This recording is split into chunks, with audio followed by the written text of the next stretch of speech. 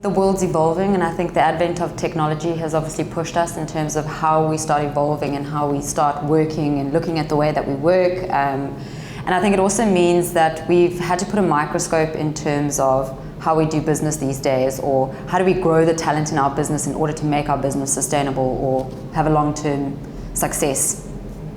And we can look at things like labor law, and we can look at HR practices, and we can look at how we develop the culture of the business. But I think most importantly is that we're in a convenient age where we're having to move with the times. And when we start applying archaic structures and archaic rules to working environments and working culture, to attract the best talent, there starts becoming a bit of a conflict or imbalance in being able to do that.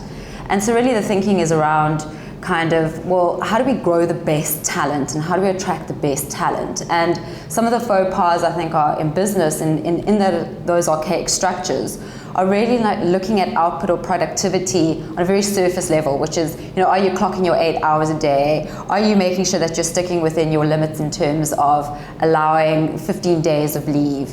Have you done 175 emails? Do you look the busiest? Have you attended enough meetings? Those kind of things. And I think really what it is about, and most importantly, is those things are great and it makes you look very busy, but are they really delivering on the objectives for the business? And are you really delivering on relevant goals that are making a difference? So really it's kind of looking and readjusting how we work and how we attract the talent in order to kind of sustain yourself as a business, and how do you survive?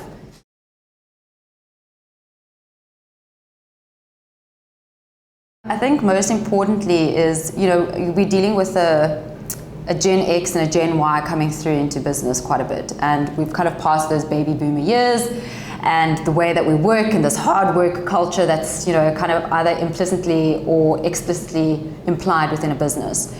And I think, that Gen X and the Gen Y and the psychology behind it has changed significantly, and how kind of we see work and the role of work within our life, and how do we balance that in a work-life balance.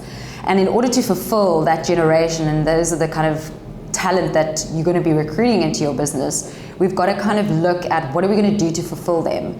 And some of the ideas, very out there ideas, are kind of making sure that, or allowing your staff to choose the hours that they work. So whether they come in at 10 or leave at 7, let them choose that, and kind of being like really flexible about the hours that you let them work.